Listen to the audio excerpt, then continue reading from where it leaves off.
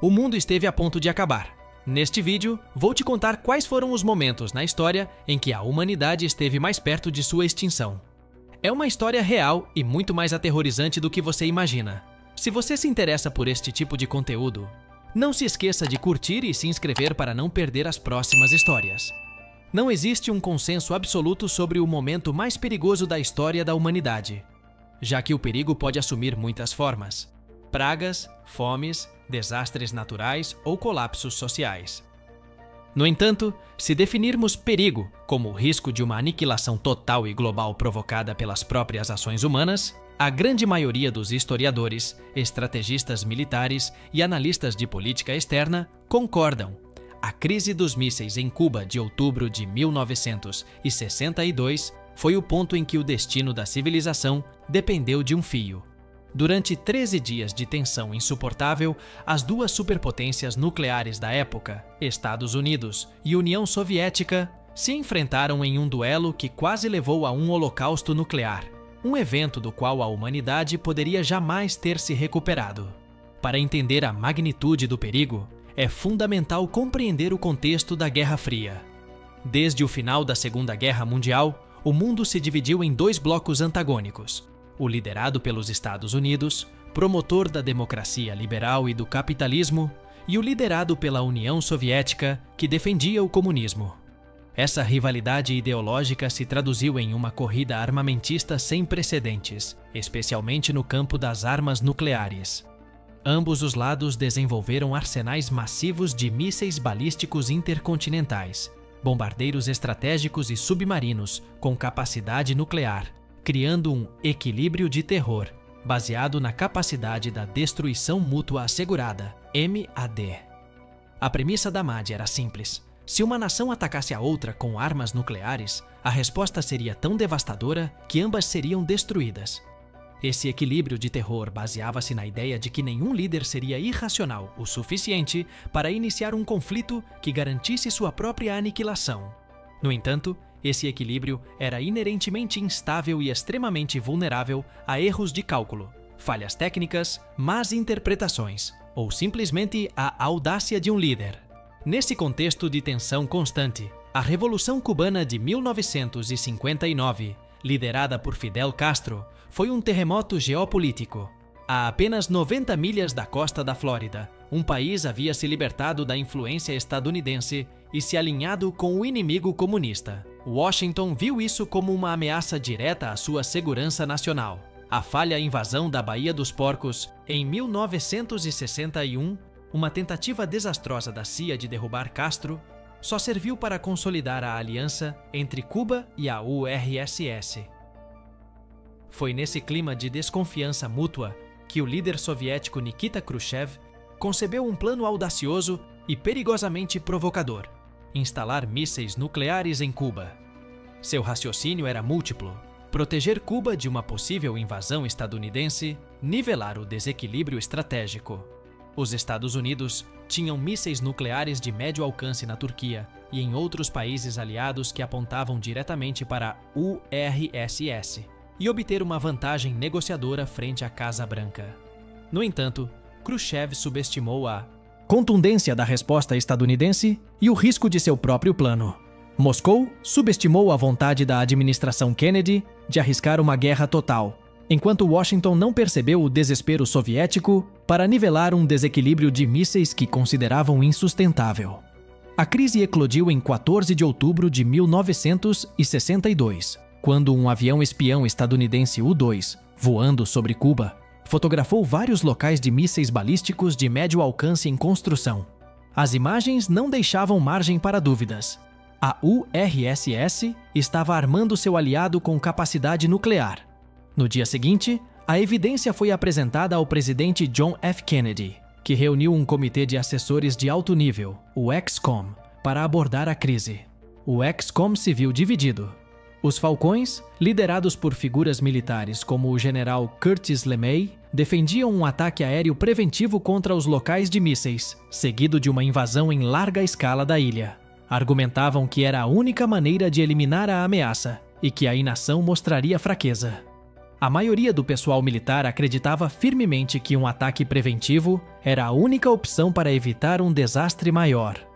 No entanto, os mais cautelosos, incluindo o próprio Kennedy e seu irmão, o procurador-geral Robert F. Kennedy, temiam que um ataque direto contra as instalações soviéticas em Cuba desencadeasse uma resposta nuclear soviética, iniciando assim a Terceira Guerra Mundial. Sabiam que qualquer ataque não poderia garantir a destruição de todos os mísseis, e que os que sobrassem poderiam ser usados para atacar cidades estadunidenses. Kennedy optou por uma estratégia que não fosse uma agressão direta, mas que enviasse uma mensagem contundente: uma quarentena naval ao redor de Cuba. Em um discurso televisionado em 22 de outubro, anunciou a medida, advertindo que qualquer navio que tentasse violar a quarentena seria interceptado. Ele não usou a palavra bloqueio, porque um bloqueio é um ato de guerra segundo o direito internacional. A distinção era sutil, mas crucial, um sinal de que os Estados Unidos buscavam a contenção, não a guerra. A mensagem era clara: os Estados Unidos não permitiriam que mais armas nucleares chegassem a Cuba.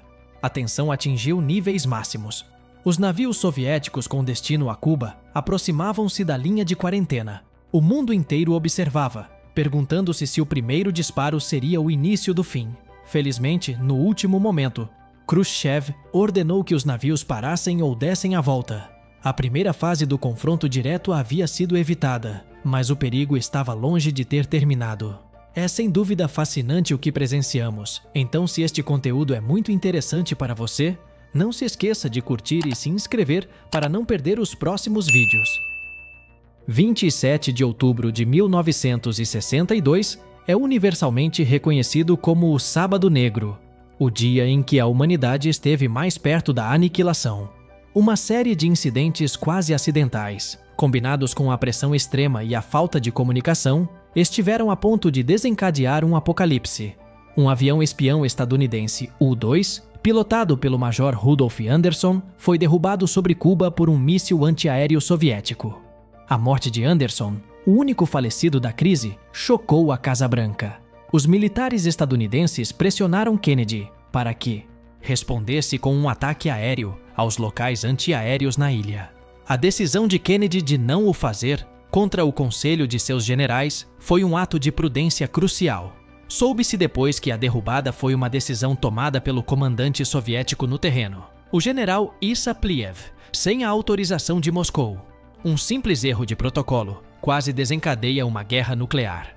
Possivelmente o momento mais perigoso da história foi quando um grupo de destroyers da marinha dos IEUA cercou um submarino soviético classe Foxtrot, o B-59, que levava a bordo um torpedo nuclear. Os estadunidenses não sabiam que o submarino estava armado com capacidade nuclear. Para forçar o submarino a emergir, os destroyers começaram a lançar cargas de profundidade de prática. Os marinheiros soviéticos a bordo, sem comunicação com Moscou, acreditaram que estavam sendo atacados. O capitão Valentin Savitsky pensou que a Terceira Guerra Mundial já havia começado. O protocolo de bordo permitia o lançamento do torpedo nuclear com o acordo dos 3 oficiais superiores. 2 deles, incluindo o capitão, concordaram em disparar. No entanto, o vice-comandante da flotilha, Vassily Arkhipov, recusou.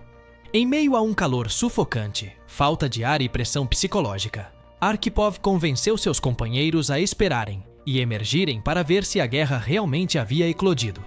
Sua decisão, baseada na prudência e no bom senso diante de uma situação de estresse extremo, salvou o mundo de uma potencial aniquilação.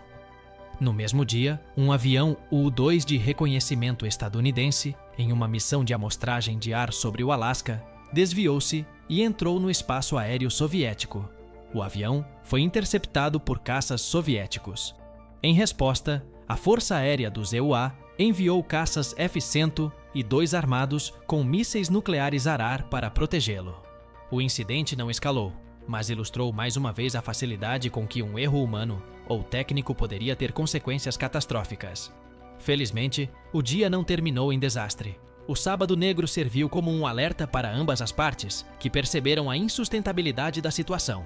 Robert F. Kennedy se reuniu em segredo com o embaixador soviético Anatoly Dobrinin. Um acordo foi alcançado. Khrushchev enviaria uma carta a Kennedy na qual aceitaria retirar os mísseis de Cuba em troca do compromisso dos Estados Unidos de não invadir a ilha. É o momento mais perigoso de nossa história, porque foi o momento em que tivemos o poder de nos destruir e, por um milagre, ou pelo julgamento de alguns indivíduos, escolhemos não fazê-lo. Isso não apenas mudou a dinâmica da Guerra Fria, mas também deixou uma marca indelével na consciência coletiva da humanidade, lembrando-nos da tênue linha que separa a sobrevivência da aniquilação. Parabéns por chegar até este ponto, não se esqueça de curtir e se inscrever para ver os próximos vídeos.